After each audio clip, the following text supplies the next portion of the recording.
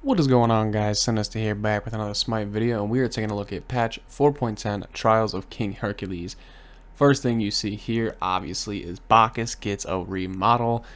I think it's needed. I went through kind of like people I thought needed remodeled through the last one, which would be Vamana. Yes, Vamana, and I didn't even think of Bacchus, but Bacchus definitely needed it, and he looks pretty amazing to me. I think his masteries are pretty cool as well. He just looks more realistic now. And since Smite's going with that theme, they're not, super cartoony like they were back in the old days. Going a little more realism here. And then, of course, they're going to update the rest of his skin. So here is his enemy skin, kind of what the card art will look like. And then his masteries. His masteries are really, really cool in-game, though. Other skin is Abyssal Sorcerer Poseidon. Really cool skin for Poseidon here. We'll check out the voice back. I need to feast on fresh souls. Really interesting for a Poseidon skin. I thought it was Kronos at first, but then they ended up being Poseidon. So Bacchus doesn't have the voice. I guess it's the same, maybe. Vanguard Hercules, really cool skin. I would have loved this on. Well, I guess Ares kind of has Fernando, which looks pretty much like that. So I guess yeah, but Fernando's so hard to get. You have to get paladins, and not a lot of people want to do that. So. That's Hercules. Check out the voice. Duel me!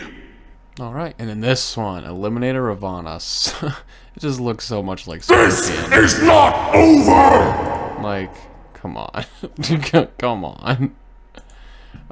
This one, alright, I was super hyped about this. Marksman Rama. I think the card art looks a lot better than in-game does. Maybe that's just me. Maybe I wasn't paying too much attention, but it just kind of gave me that, like, Mercenary Mercury feel. Or maybe not, the Messenger Mercury, kind of. I don't know. Maybe. I don't know. Maybe I'm just losing my mind. But I wasn't too crazy about it. Man, I thought we were friends. But, superheroes are also not my style. So, Seductress Daji. This is actually a tier 2. So, this will be 250 gems more than likely. Crazy. They're really getting in depth with tier 2s. We had Jingwei's last patch, and now we have Daji for this one. Really cool. Now we're going to get into the actual patch itself. First, we have the new adventure is the Dungeon Bundle. Comes with the loading frame, theme, jump stamp, Vanguard Hercules, which will be this one, as well as a gold key. And you get the Abyssal Sorcerer Poseidon from the vault. So Poseidon will be the vault reward, and Hercules will be the reward for buying the bundle. And then these two, I guess, will be in chests. This will be gems, so most likely what's going to be. First one, AMC, Stinger, charge radius for 2, change radius to range for the description. So I guess there's something wrong with that. These are other bug fixes if you want to pause and look at them. I'm not going to go through every single one of them. Item changes. Bracer of Undoing, increase recent damage loss time from 3 seconds to 5 seconds. And then the upgraded will go from 120 cooldown to 100 and increase the health and mana restored from 50% to 60%. So crazy buff right there, I think. I think that's going to have to get nerfed possibly. I think Changa is going to come right back into the meta with this thing. This will be interesting to see. Heavenly's Wings gets a little nerf, and then, or a little buff, sorry, and then an even bigger buff on the cooldown for upgrade. Horrific Emblem also getting some buffs, and then Phantom Veil getting some buffs, and Sundering Spear getting some nerfs, as well as the upgraded version getting some nerfs. Oh no. Oh, a little bit, yes. No. Yeah, that's a cooldown. I thought that was the damage. Okay. Death's Toll. Increase the mana. Oh, so Death's Toll getting a buff, and then basic attacks that hit all enemies in melee range. Restore 4 health to 2. Whoa. That's weird. Okay. I'll have to see what that is. Runeforged Hammer getting a nerf. That's 2,000 gold or all stats back. Okay, so I guess Runeforged was becoming. I haven't played Smite in about a week actively, so I've kind of lost out on a lot of the what's happened with this last patch.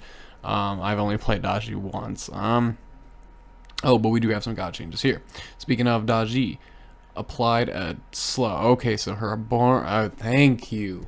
Daji getting buffed. That's all I needed. I really like the way Daji plays.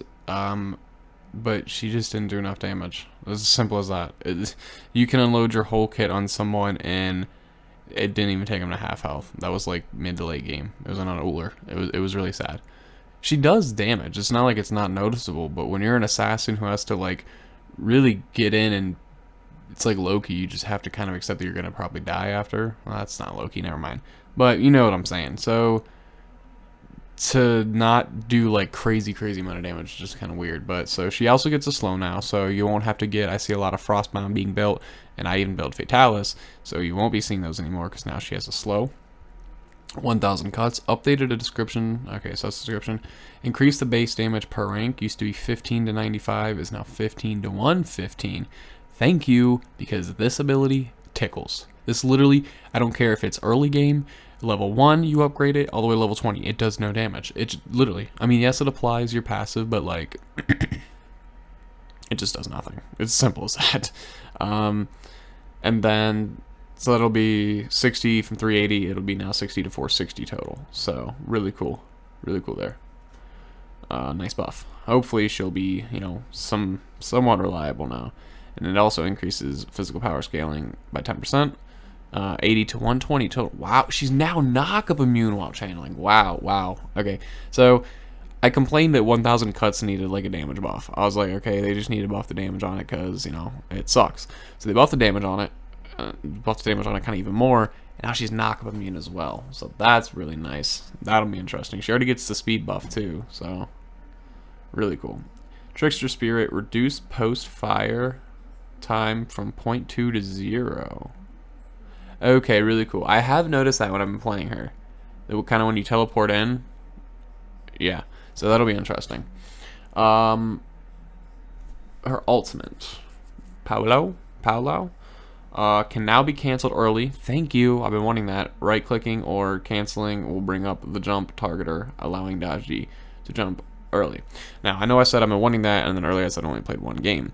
That one game with Daji lasted like 40 to 50 minutes, and it was really long, and every time I was in my ult, I'd kind of want to jump early sometimes, and I'd have to stand up there and be a sitting duck, and it's just, no, it's no fun. So that's good. Also increases the duration of shooting time. Thank you. And increase deployable duration. So literally buffs to every single ability in Daji's kit. Every single ability. Thank you. I think she's going to be crazy now, but we'll see. Fafnir getting some nerfs on his early game damage. Much needed. Well, not much needed, but I think it will be okay. I mean, it's not anything that's going to be noticeable past level, like, or past rank 3. It's just that early game damage that he can hit pretty hard for, especially if he stuns you in like a minion wave, and then the minions literally wipe you out. Decrease the self-heal as well by a little bit, not too much, more towards the late game, and then increase the mana cost of it for late game as well. So late game he's just not crazy, just never having a, you know, run out of mana and stuff like that. Ganesha now deals 40% damage to minions and jungle monsters with her Dharmic Pillars. With his Dharmic Pillars. Kepri's Rising Dawn gets a nerf on the damage only by 2 per 2 ticks per rank. There we go. Neith increased the damage on her backflip by 20 per rank. Really interesting there. She definitely has fallen out of the meta with like crit and crazy bursts and everything, but I don't know if she really needed it. Neith does enough damage. Neith will always do enough damage. Neith is a character that I think will always be safe. I don't think she needs change because she's super easy. Arguably the easiest god in the game, but still really good. Good clear, good potential if you combo together with abilities, with like a Hydra's, you can, you know, I don't know. And it also increases the stun on her World Reaver. So, I don't know. I don't like that. I mean, like, you're not going to see it competitively much because, like, Neith has fallen out of flavor during the season, as they call it. But, like, come casually, Neith is played all the time, and it's just annoying. And now it's going to be even more annoying. So, I don't like that at all. Other than that, I think a really good patch. We're going to see how it plays out. This will be in the description. I will link this in the description, is what I meant. And you guys can check that out yourself. If you enjoyed it, be sure to subscribe for more content like this. And I'll see you again soon.